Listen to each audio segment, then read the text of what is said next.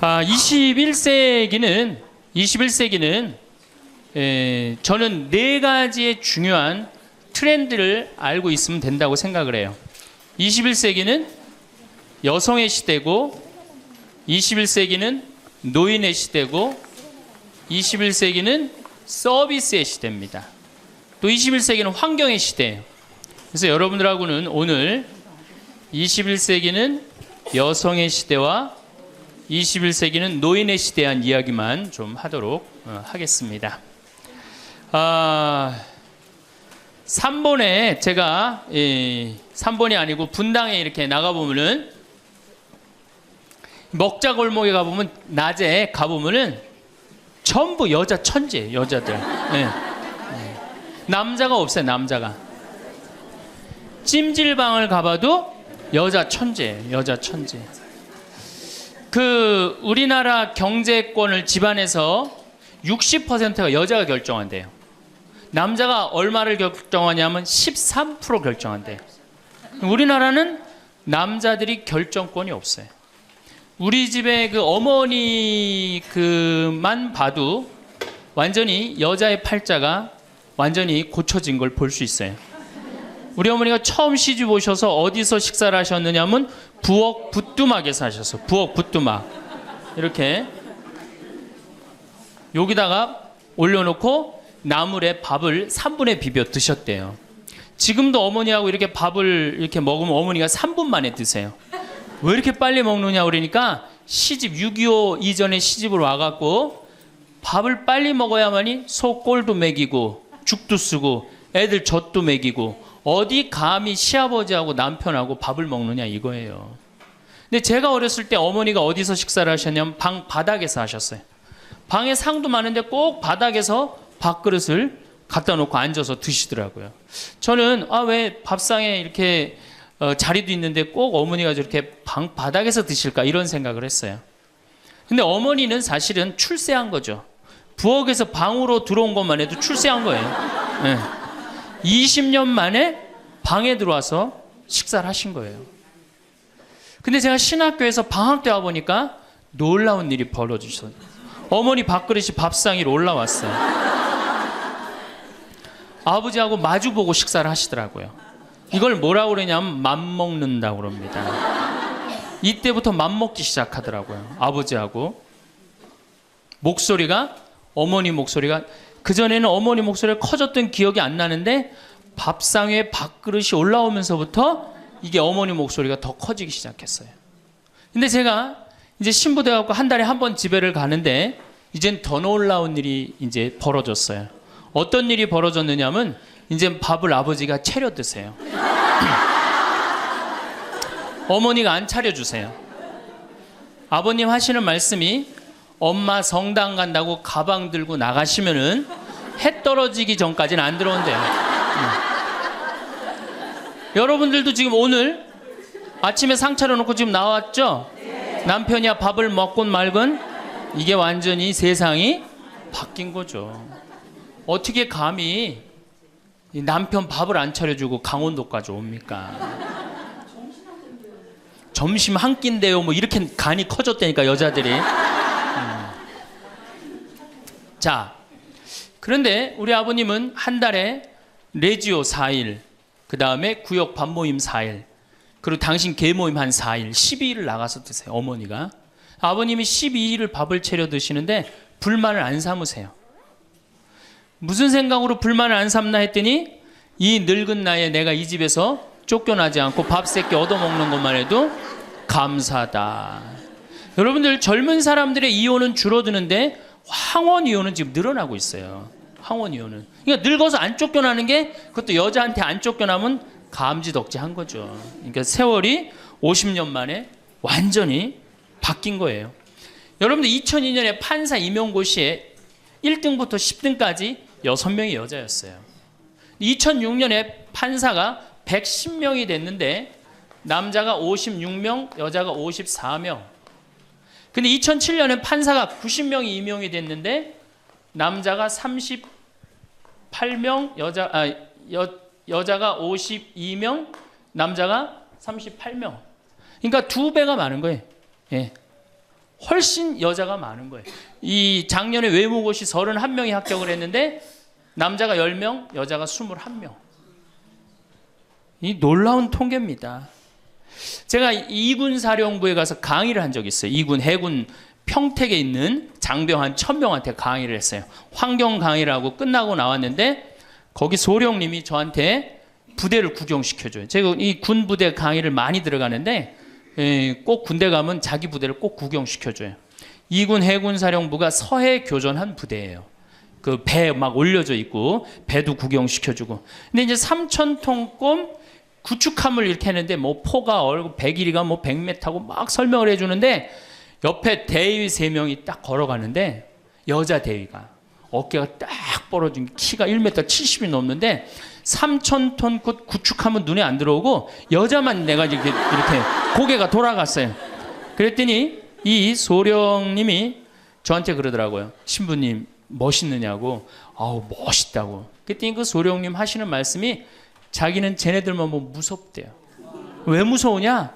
이게 쟤네들이 그 있는 부대 그 중대하고 남자 대위 부대하고 이렇게 축구 시합하면 꼭 여자 부대 애들이 이긴대요.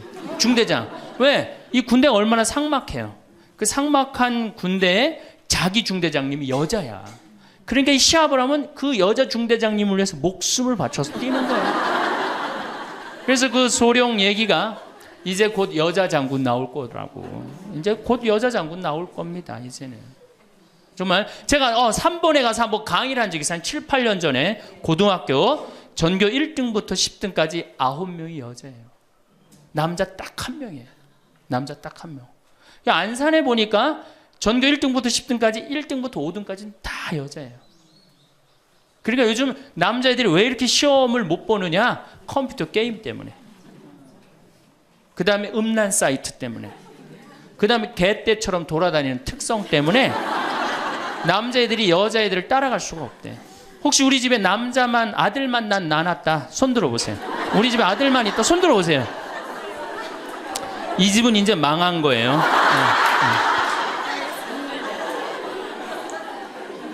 여러분들이 지금 조금 새말적으로 멀리 돌아오셨는데 거기에 횡성고등학교 민족 4강 고등학교가 있어요. 그런데 10년 전에는 여학생이 한 명도 입학을 못했어요. 근데 재작년부터 여학생이 훨씬 많이 입학을 합니다. 어딜 가도 여자가 약진을 하고 있어요. 2007년 여러분들 의사, 변호사, 회계사, 약사 이거 고소득 일자리에 70%가 여자가 차지해요. 남자는 30%밖에 못 차지해요. 그러니까 완전히 이 여자 세상이 온 거죠.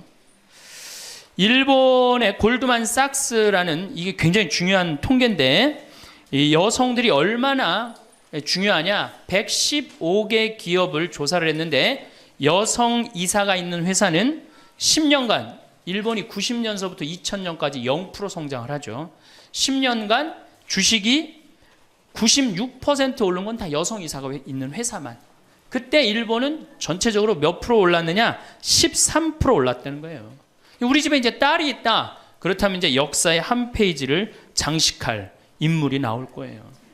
여기 계신 분들 중에 내가 아들을 놓으면은 처음에 아들이 고추 달고 딱 나오면 뭔가 여자로서 일을 해낸 것 같죠. 그렇죠? 내가 드디어 이 시집에 와서 이 집에 이제 대를 잇는구나. 그리고 이놈이 이제 고추를 달고 막 뛰어다니면 그렇게 뿌듯하대요. 쳐다만 봐도. 그렇죠? 근데 이제 이놈이 이제 고등학교에 가고 콧수염이 나기 시작하면은 멀어지는 거예요. 사촌이 돼버리는 거예요. 사촌이. 엄마를 봐도 말도 안 하고 씩 자기 방에 들어가고 다정하게 말 건네는 게 없어요. 뭐 어렸을 때 막 안기기도 했는데 이건 뭐 자기보다 훨씬 큰 놈이 안기지도 않고 이 대학교 가면은 얼굴 보기 힘들어지는 팔촌이 됩니다. 이제 장가를 가면 이제 사돈이 돼버리죠.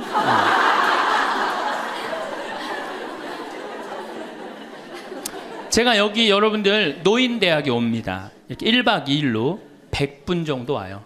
한 100명 정도 노인대학에 오면은 딱 티가 나요. 저 할머니는 아들밖에 없구나. 저 할머니는 딸이 있구나. 확 티가 나요. 아들만 있는 할머니들은 옷을 이상하게 입고 와요.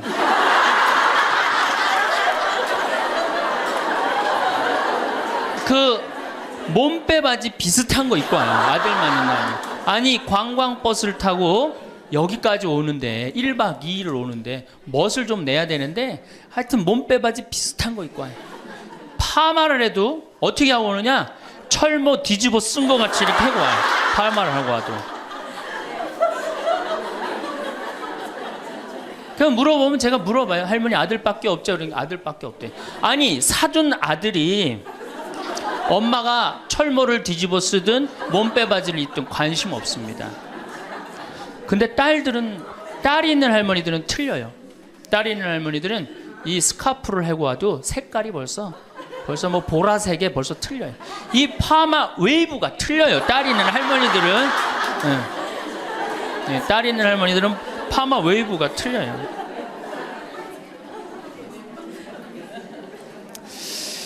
그렇다고 그러죠. 똑똑한 자식은 나라의 자식이 됩니다. 그렇죠? 똑똑한 아들 자식은 나라의 자식이 되고, 돈 많은 자식은 그렇지 사돈의 자식이 되고, 이게 어리삐리한 것만 내 아들로 남아서 평생 고생시키는 거예요. 어리삐리한 것만 내 아들로 남아서 평생을 고생시켜요. 그러니까 여러분들 중에 아들이 있다고 행복하고 뭐 믿고 완전히 시대를 잘못 알고 있는 거예요. 이제는 늙어서도 아들이 있어도 소용이 없는 시대다. 21세기는 자고로 누구의 시대냐? 여성의 시대다. 여성을 무시하면 어떤 공동체든 망하게 되어 있습니다. 어떤 공동체든. 우리나라에서 돈 제일 많이 버는 기업이 삼성이에요. 여성 이사가 제일 많은 회사가 삼성입니다. 아프가니스탄 여성 글도 안 가르쳐요. 그러니까 굶는 거예요. 샘 월튼이라는 분이 있어요. 이분이 누구냐면 월마트 창시자예요. 월마트 아시죠? 세계 최대의 기업이죠. 이 양반이 이제 세상 떠났는데 이 양반이 뭐라고 그랬냐면 당신 회사에 결정권을 가지고 있는 여성 이사가 30%가 넘지 않는다면 당신 회사는 10년 후에 망할 걸로 생각해라. 그렇게 얘기를 했어요. 그러니까 이제는 사회에 돈 쓰는 주체는 다 누구예요? 다 여자예요. 제가 수없는 강의를 해도 내 강의를 듣는 대부분은 다 누구예요? 여자들이에요. 남자는 그 시간에 어디가 있어요? 노예처럼 돈 벌러 나가면 그거 먹으러 다녀, 강의 들으러 다녀. 그러니까 돈을 쓰는 주체가 여성이기 때문에 여성을 이해하지 못하는 공동체는 망하게 돼 있어요. 그 많은 기업가들이 그걸 간파한 거예요. 제일 먼저 망할 때가 어디야? 한국 천주교. 모든 결정권이 누가 있어요? 남자들이 있잖아요. 주교님, 신부님들이 다 결정하잖아요. 난 걱정이 앞서요.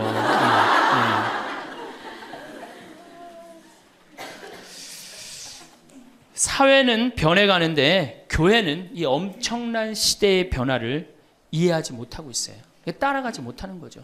그러니까 성당 나오는 대부분의 정말로 이 신앙생활하는 대부분의 우리 고객은 신앙생활하는 교우들은 누구예요?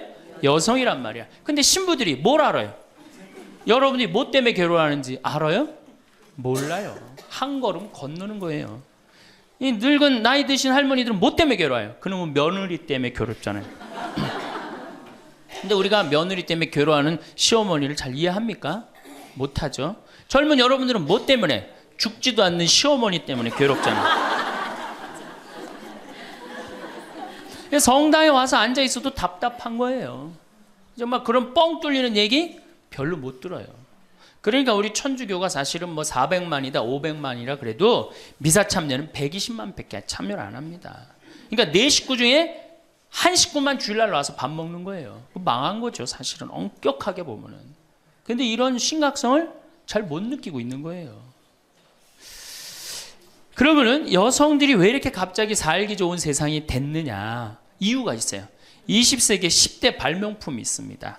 여러분들 그게 뭐냐면은 상대성 이론, 원자탄 2차 세계대전을 끝낸 거, 페르마의 마지막 정리, 자동차, 비행기, DNA 이중 나선 구조, PC, 인터넷, 물리학의 양자역학. 이게 20세기 최대의 발명품인데 최대의 발명품은 1961년 독일 쉘링사에서 나온 아나보나라는 피임약이에요. 그럼 피임약이 나오기 전에 우리 어머니 세대, 70, 80이 된 어머니 세대는 애를 몇 낳았어요? 10명. 아, 멋있는 말 없어요? 한타스. 그건 멋있는 말이 아니야. 우리 어머니 세대는 어떻게 힘 닿는 대로 낳죠. 힘 닿는 대로. 그런데 이거보다 더 멋있는 말이 있어요. 생기는 대로. 얼마 전에 충청도 레지아 그 강의를 갔는데 거기서는 충청도 사람들은 또 우리하고 생각이 틀리더라고. 닥치는 대로 낳대.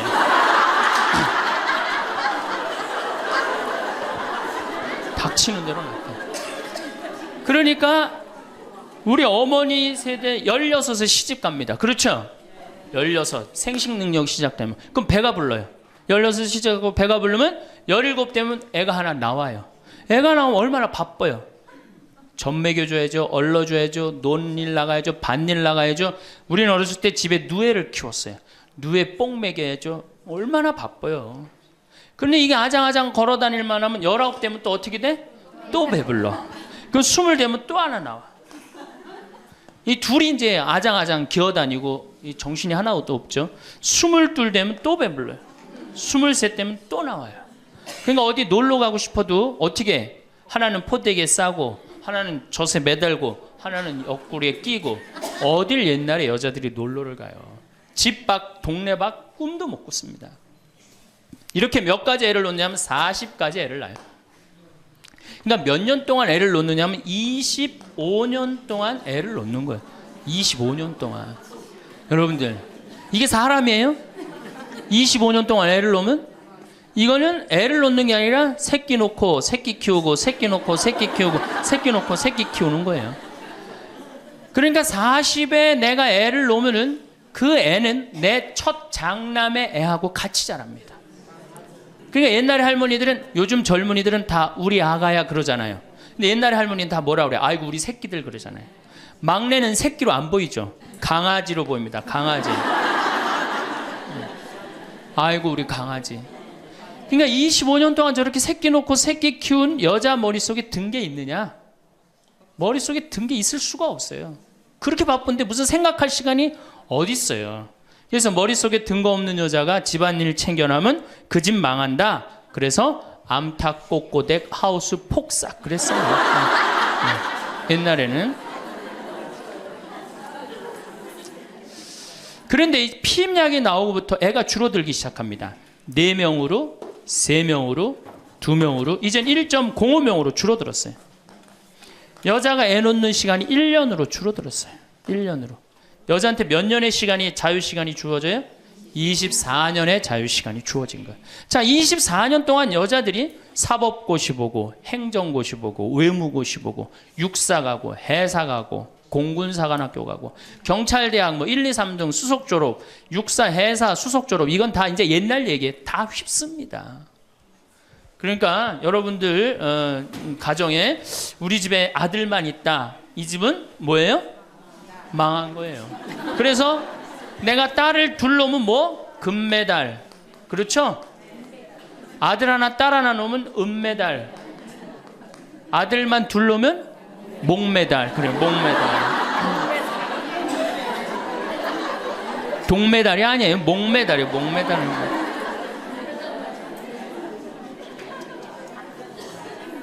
그런데 문제는 이렇게 여자들이 살기 좋은 세상이 됐어요.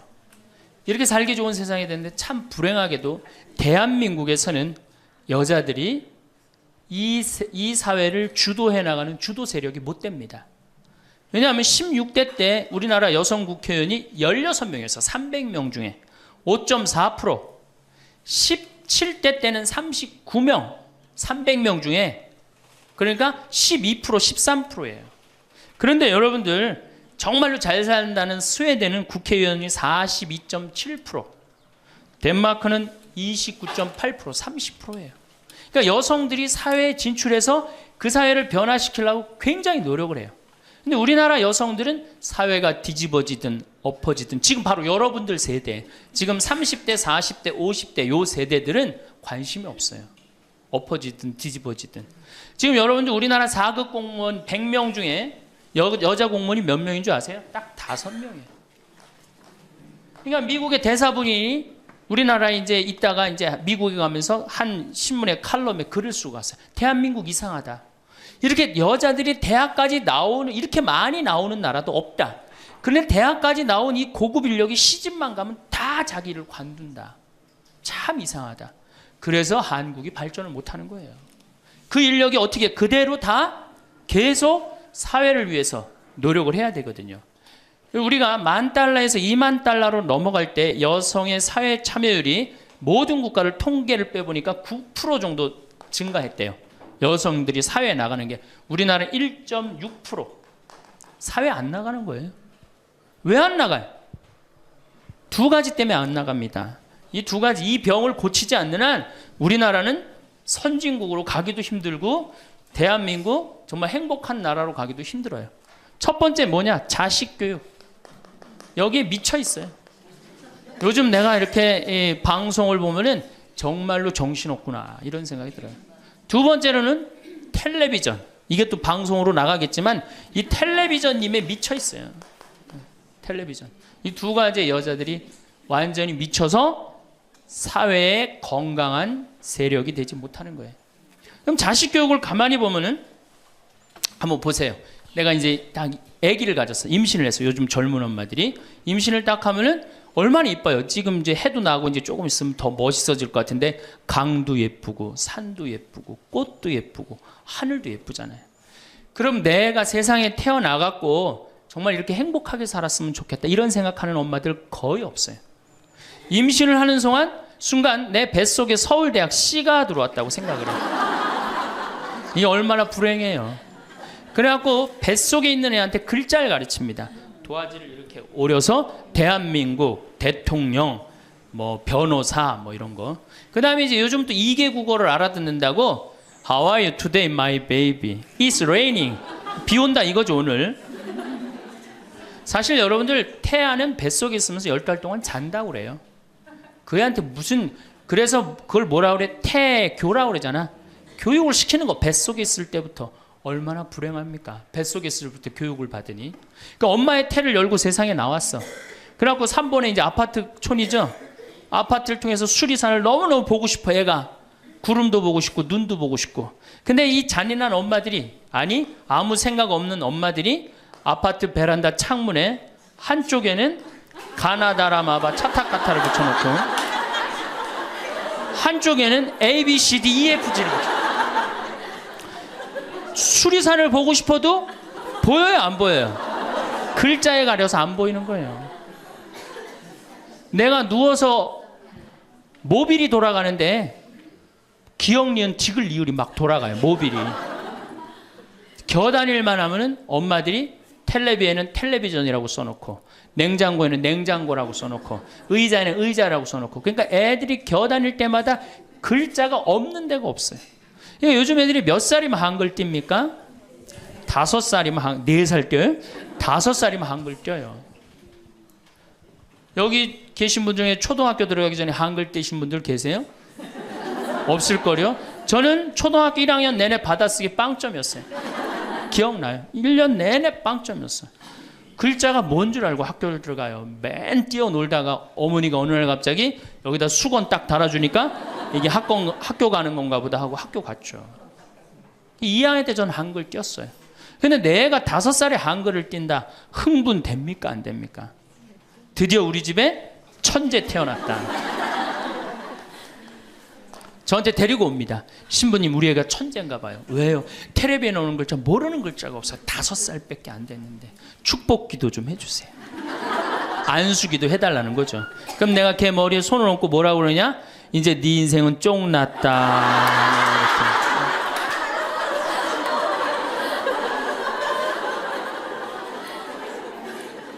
왜?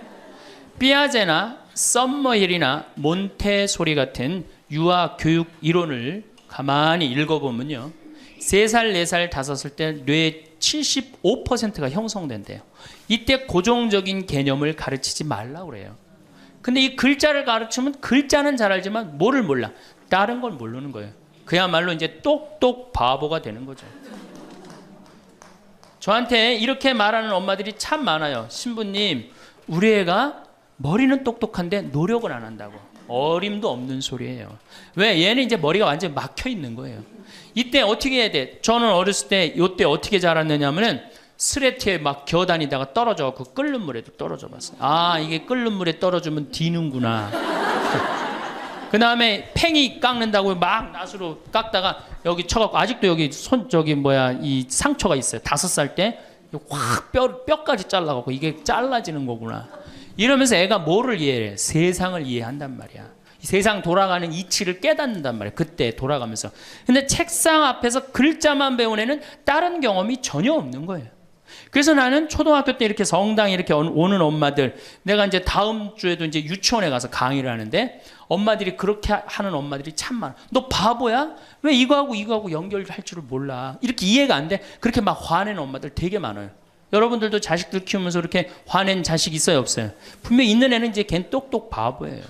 왜냐하면 하나만 알고 다른 걸 모르는 거예요. 그래갖고 이제 천재인 줄 알고 초등학교에 들여놨더니 남들하고 섞어 놓으니까 어때요? 똑같은 애. 이때부터 이제 학원에 보내기 시작하는 거예요. 무슨 영어 학원, 속셈 학원, 웅변 학원, 피아노 학원, 무슨 요즘 서당도 있다 그래. 서당.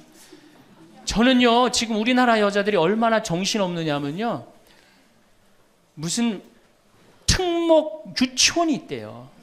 고등학교 가기 위한 특목 유치원이 있다는 거예요. 이건 초등학교도 아니고. 그래서 9시부터 2시까지 공부를 하고 2시부터 4시까지 시험을 보고 간대요. 6살, 7살짜리 아이가 세상을 막 느끼고 누리고 행복하게 살아가야 되는데 머릿속에 뭐가 들어있는 건지 모르는 거죠. 내 아이가 어떻게 살면 행복한지를 모르는 거죠. 1등만 하면 행복하다고 생각을 하는 거예요. 이게 우리나라의 불행의 시작입니다. 전 국민이 불행한 이유 중에 하나예요. 그러니까 이게 돈이 얼마가 들어가? 20조가 사교육비로 들어간다는 거죠. 20조가. 큰 문제죠. 그래갖고 이제 초등학교 때는 엄마 말을 듣습니다. 왜? 엄마가 나보다 크니까. 때리면 맞아야 되고, 그리고 그때는 막 똑똑하지도 않잖아, 애가. 근데 딱 6학년만 넘어서 갖고 중학교 1학년만 되면요, 갑자기 엄마보다 애가 커져요. 딸은 그래도 괜찮아. 아들놈이 이렇게 커지면요, 확 커집니다. 그래갖고 이제 학원을 땡땡이를 깠어, 애가. 너 이놈의 새끼 왜 학원 땡땡이 까고 그래? 너 공부 빨리 해야지. 좋은 대학 가서 너 출세하고 행복하지. 뭐가 좋은 대학 가는 게 행복해? 그래갖고 딱 때리려고 그러면 말 안 들으면 때리려고 그러죠. 여러분들 그러죠? 그러면 이제 아들이 딱 엄마 손을 딱 잡고 내려다보면서 중요한 게 있어요. 흰 눈동자 95%, 까만 눈동자 5%를 확 뒤집으면서 엄마를 밀쳐내면서 뭐라고 그러냐면은 이거 왜 때리냐고, 말로 하자고. 여러분들 중고등학교 자식한테 맞는 부모가 14%예요. 이 지금 웃으면서 우리가 얘기를 해서 그렇지 실질적으로 심각한 가정 너무나 많습니다. 실질적으로. 왜? 엄마가 어디 있어? 우리 애들한테 관리자만 있지.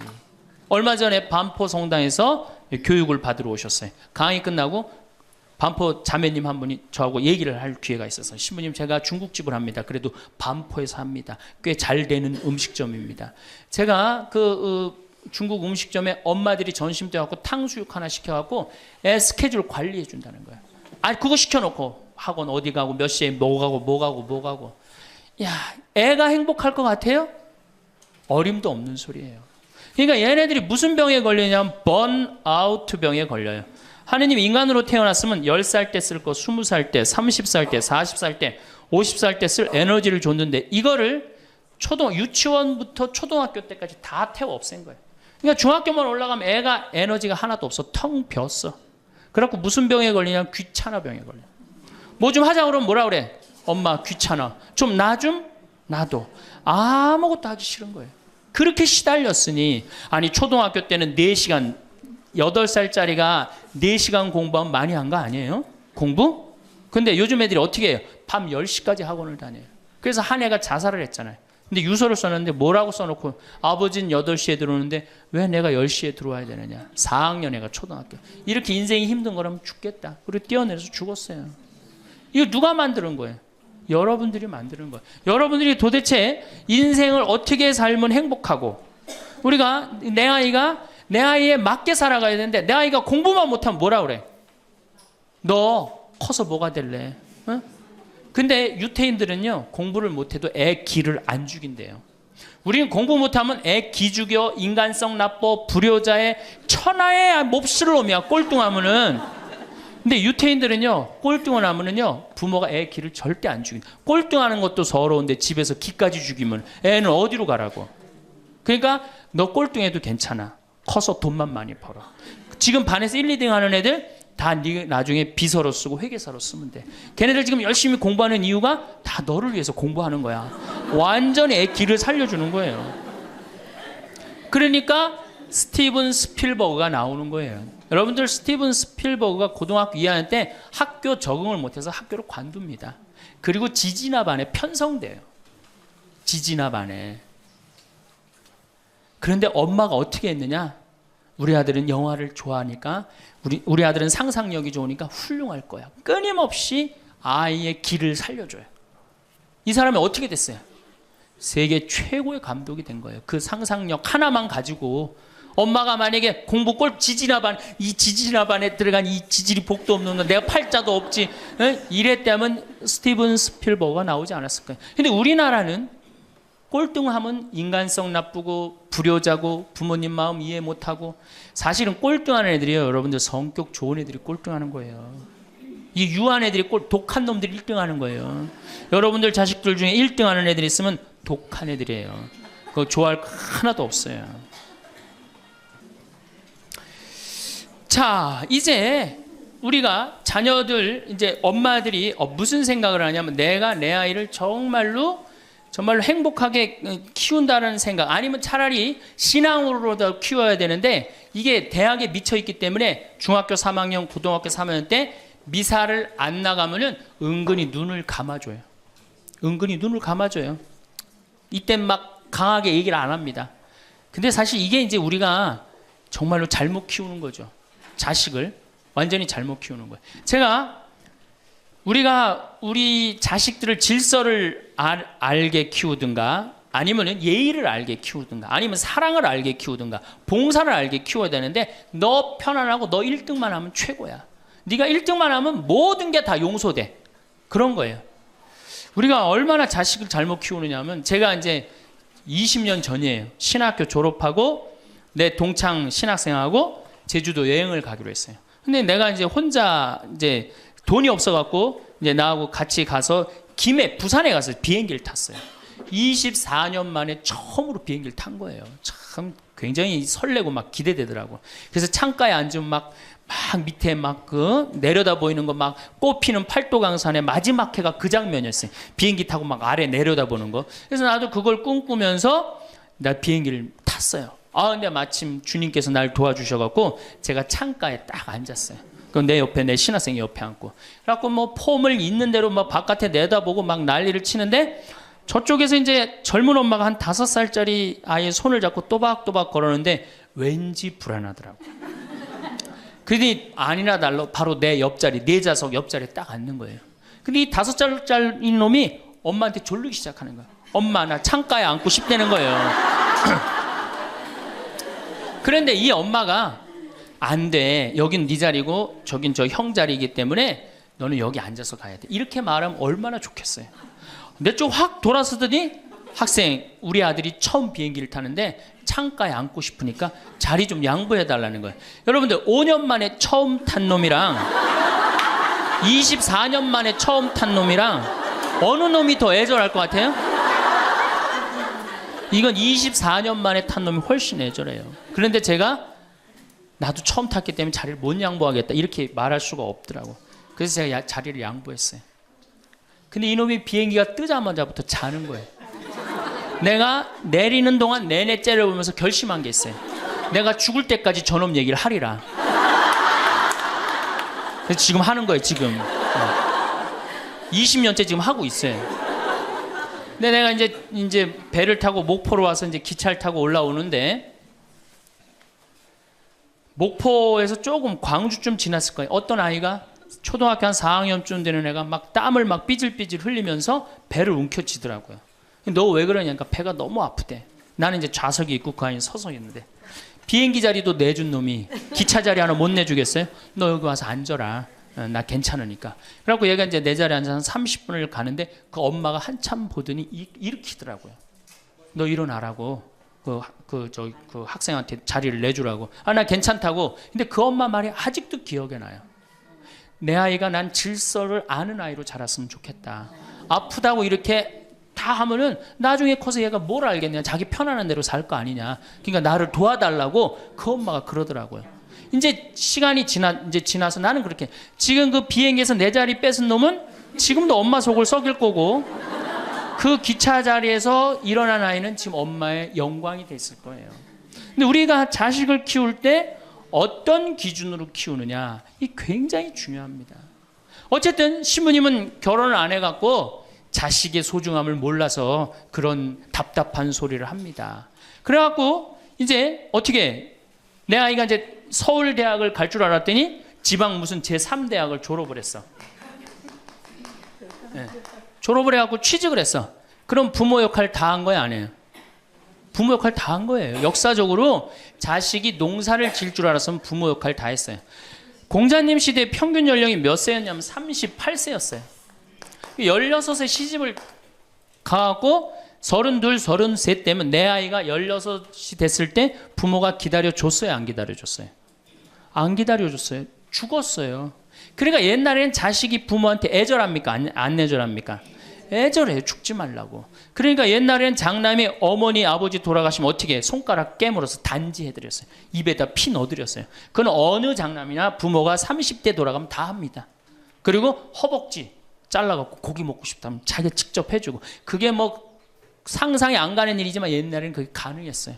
왜? 이렇게 날 키우고 지금 죽으면 어떻게 하느냐. 그리고 옛날에 장남이 죽지 말라고 그러는 이유가 있어요. 왜 죽지 말라고 그러면 동생이 13, 17, 4, 1살이란 말이야. 아니 이렇게 나눠놓고 지금 죽으면 이거 누가 키워야 돼? 장남이 키워야 되잖아요. 그러니까 죽지 말라고 그랬던 거예요. 근데 우리 어머니가 60까지 살았어. 그러면은 이 1살이 시집 장가가는 나이예요. 그러니까 장남이 너무 고맙다고 이렇게 내 동생 다 키워줘서 너무 고맙다고 잔치를 해준 게 바로 회갑잔치, 환갑잔치예요. 그러니까 옛날에는 환갑이 굉장히 의미가 있었어. 근데 요즘은 환갑을 차려줬는데도 이게 안 죽네.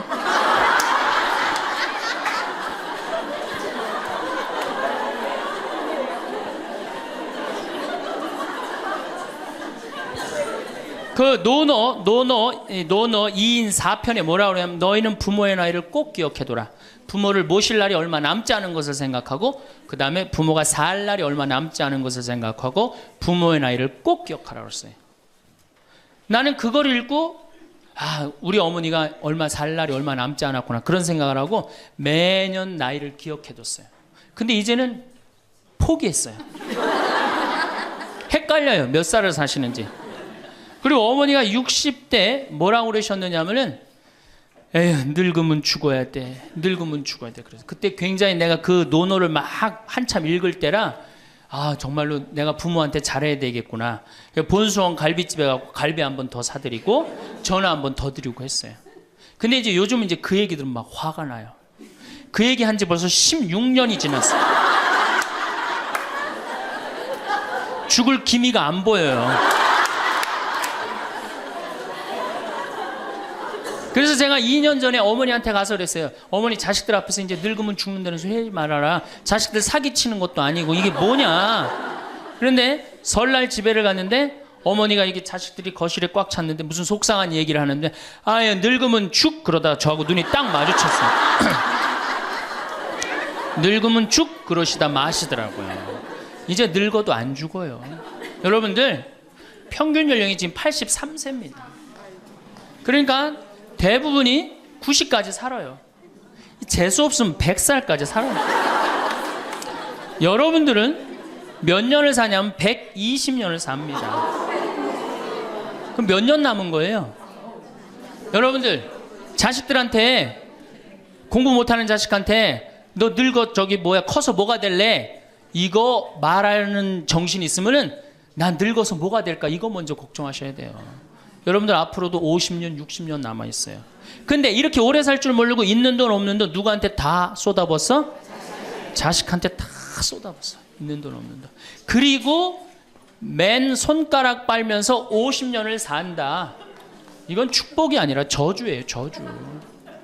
정말로 생각 잘 하셔야 돼요. 우리나라 여성들 지금 자식한테 지금 학원비 1년에 20조 쏟아 넣을 일이 아니에요. 늙어서 죽지 않으면 결국은 누구하고 힘들어져요? 자식하고 힘들어질 거 아니야. 돈은 한 푼 없지. 자식은 그래도 공부시켰다고 쳐다는 보는데 죽지도 않고 계속, 그것도 1, 2년도 아니고 40년, 50년 이렇게 보고 있으면 어때요, 여러분들? 이 생각하면 딱 쉬워요. 여러분들 주위에 40살 먹은 아들이 장가도 안 가고 빈둥빈둥 엄마 주위에서 이렇게 붙어서 살아. 40살 된 딸이 시집도 안 가고 엄마 아빠 옆에서 붙어서 살아. 그 딸 이뻐요, 미워요? 밉죠? 반대로 뒤집어서 생각해 봅시다. 우리 엄마가 90이 됐는데 죽지도 않고 빈둥빈둥 나한테 매달려서 살아. 그럼 그 자식 이쁠 것 같아요? 부모가 이쁠 것 같아요? 안 이쁠 것 같아요? 미워요. 이건 어쩔 수 없어요. 특히 아들이 모시는 게 아니잖아요. 며느리한테 얹혀 살면 더 힘든 거예요. 이 우리 현실의 현실. 계산상 안 맞아. 계산상 20년 키웠으면 20년어치만 받아 먹어야 될 거 아니야. 안 그래요? 20년 키웠으면 20년어치만 받아 먹으면 되잖아. 근데 이건 20년 키우고 지금 50년 뭐 60년 이렇게 받아 먹게 생겼어요. 내가 고등학교 3학년 때까지 어머니 아버지가 저를 키워줬어요. 고등학교 3학년 때까지 참 고맙더라고요. 신부가 돼서 그런 생각했어요. 그래도 옛날에는 뭐 신부가 집안 떠난다 그러지만 지금은 뭐 집안하고 신부하고 연관이 많아요. 그래서 내가 그래도 어머니 아버지가 나를 20년 키워줬으니까 내가 20년은 갚으리라. 20년 얻어먹었으니까 20년은 갚으리라. 그런 생각을 했어요. 참 기특한 생각을 했죠. 내 첫 활동비가 46만 원이었어요. 어머니 2만 5천 원, 아버지 2만 5천 원. 용돈을 드리기 시작했어요. 한 달이. 지금 17년째 한 달도 안 빠지고 용돈을 드려요. 지금은 좀 많이 드리죠. 뭐 강의 다니고 그러니까 조금 제가 강사료 있으면 한 달에 뭐 5번, 6번 강의를 나가니까 그 강사료 중에 하나만 나눠줘도 용돈 많이 드리는 거예요. 17년 드려요. 한 달도 안 빠지고. 제가 생각해도 제가 기특해요. 이제 3년만 하면 끝나는 거예요, 이제.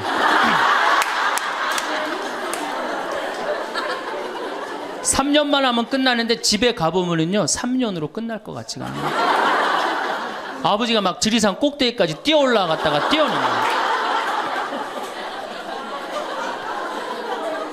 이 심각한 문제입니다. 네. 그러니까 아버님이 이렇게 지금 이제 78이신데 우리 큰형님 형님으로 동네에서는 알고 있어요. 근데 여러분도 한번 생각을 해보세요. 내가 돈 없이 정말로 50년을 자식한테 얹혀서 산다. 그럼 어느 자식이 그 부모한테 효도를 끝까지 할 수 있겠느냐. 이거 불가능한 거예요. 여러분들 지금 내가 자식 잘 키우면 호강할 거라고 생각하죠? 어린 반푼어치도 없는 소리예요. 잘 키워놓은 자식은 나라의 자식 됩니다. 돈 많은 자식은 얼굴 구경하기 힘들어요. 예. 돈 있어갖고 이민을 가면 자식하고 어떤 관계 된다고 그래요? 요즘 그 유명하죠? 해외 동포 된대잖아요. 아들하고 나하고 해외 동포 된다고 그러잖아요. 근데 이제 여러분들만 이제 안 죽는 게 문제가 아니에요. 우리 신부들도 안 죽네.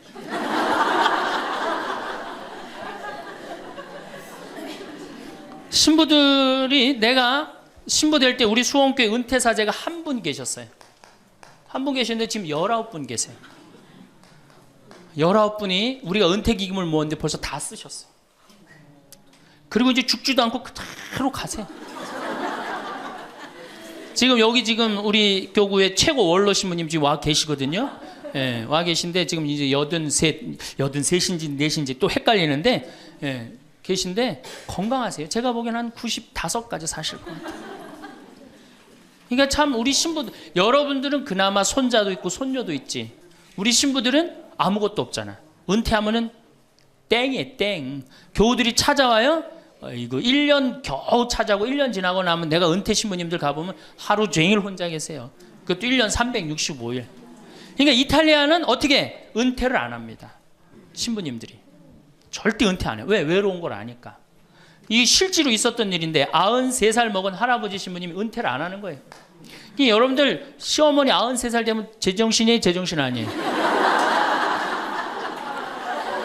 아니 93살 먹은 신부님이 93살이 정신이 오락가락 하는 거예요. 그러니까 이게 이 신부님이 혼배 때 이제 장례 강론하고 장례 때 혼배 강론하고 막 이러는 거예요. 주교님이 머리가 아픈 거예요. 그래서 하루는 주교님이 찾아가서 신부님한테 신부님 이렇게 은퇴하라고 그래도 은퇴도 안 하시고 이렇게 맨날 이렇게 헷갈려 하시고 하니 내가 보자 하나 보내줄 테니 그 보자 받아갖고 어려운 건 보자를 시켜라. 그래서 신부님도 너무 기분이 좋대. 보자가 딱 온다 그러니까. 보자가 왔는데 70살짜리를 보내는 거예요. 70살짜리를 보내는 거예요.